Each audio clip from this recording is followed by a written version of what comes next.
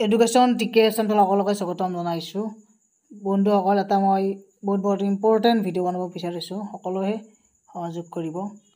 প্ৰথম কথা, ইয়াতে আপোনালোকে দেখিছেই যে government of India ministry of railway recruitment board মানে RRBৰ ফালৰ পৰা, ইণ্ডিয়ান ৰেলৱেৰ ফালৰ পৰা পোষ্ট ওলাইছে। ৰেলৱেৰ ফালৰ পৰা ক'ত পোষ্ট ওলাইছে গোটেইখিনি দেখুৱাই আছোঁ বাৰু।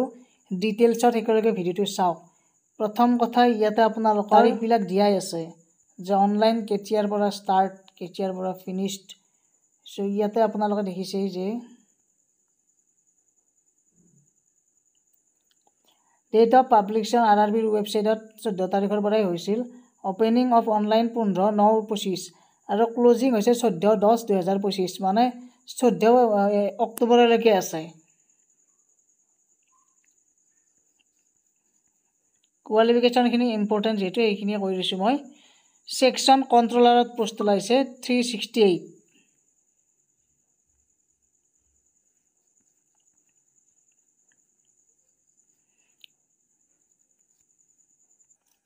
ইয়াতে এডুকেশ্যন কোৱালিফিকেশ্যনখিনি ধুনীয়াকৈ দিয়াই আছে, আমি এইখিনি বাৰু চাই লওঁ। For the post in annexure A এখন আছে আৰু সেইখন আমাৰ লাগিব, সেইখন বাৰু মই দেখুৱাই আছোঁ বাৰু।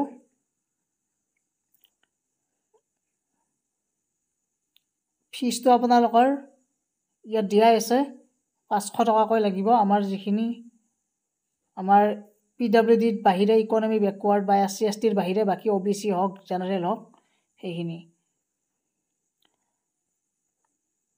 এখন বৃহৎ এডভাৰটাইজমেণ্ট হয় এইখন, এখন বহুকেইটা পেজ আছে। ইয়াতে যে ছেকশ্যন কণ্ট্ৰলাৰ মানে পোষ্ট আছে, তাত গ্ৰেজুৱেশ্যন ইয়াত দিয়াই আছে। আৰু ইয়াতে আপোনালোকৰ মানে ডিভিজন বা জোন ৱাইজ ক'ত কিমান পোষ্ট আছে সেইটো দিয়া আছে বাৰু। ভেকেঞ্চি খালী আছে, এইবিলাকো দিয়া আছে। আপোনালোকে যিটো ৱেবছাইট আছে অফিচিয়েল, সেই অফিচিয়েল ৱেবছাইটত গৈ কিনে এপ্লাই কৰিব পাৰিব। মই ডেছক্ৰিপশ্যনত বাৰু দি দিম, গতিকে সকলোৱে এপ্লাই কৰিব পাৰিব।